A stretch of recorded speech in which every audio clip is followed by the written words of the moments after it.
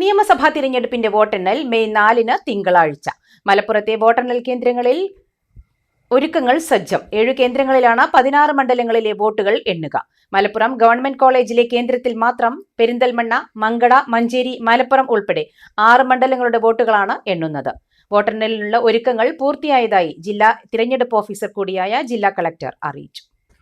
മലപ്പുറം ജില്ലയിൽ 7 കേന്ദ്രങ്ങളിലാണ് വോട്ടെണ്ണൽ നടക്കുന്നത്. കൊണ്ടോട്ടി, ഏറനാട്, മഞ്ചേരി, പെരിന്തൽമണ്ണ, മങ്കട, മലപ്പുറം എന്നീ നിയമസഭാ മണ്ഡലങ്ങളുടെ വോട്ടെണ്ണൽ മലപ്പുറം ഗവൺമെന്റ് കോളേജിലാണ് നടക്കുന്നത്. നിലമ്പൂർ, വണ്ടൂർ മണ്ഡലങ്ങളുടേത് Nilambur Amal college of advanced സ്റ്റഡീസിൽ നടക്കും. വേങ്ങര, വള്ളിക്കുന്ന്, തിരൂരങ്ങാടി എന്നീ മണ്ഡലങ്ങളിലേത് യഥാക്രമം Tirurangadi KM Maulavi memorial orphanage Arabic college, Tirurangadi government higher secondary school, Tirurangadi orphanage upper primary school എന്നിവിടങ്ങളിൽ നടക്കും.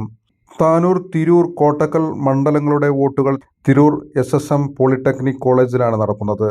തവനൂർ, പൊന്നാനി മണ്ഡലങ്ങളുടേത് പൊന്നാനി അച്യുത വാര്യർ ഹയർ സെക്കൻഡറി സ്കൂളിലും നടക്കും.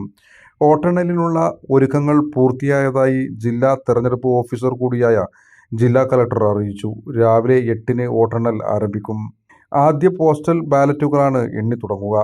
441 കൗണ്ടിംഗ് സൂപ്പർവൈസർമാർ, 574 കൗണ്ടിംഗ് അസിസ്റ്റന്റുമാർ, 441 മൈക്രോ ഒബ്സർവർമാർ ഉൾപ്പെടെ 1456 കൗണ്ടിംഗ് ഉദ്യോഗസ്ഥരെയാണ് വോട്ടെണ്ണലിനായി നിയോഗിച്ചിട്ടുള്ളത്.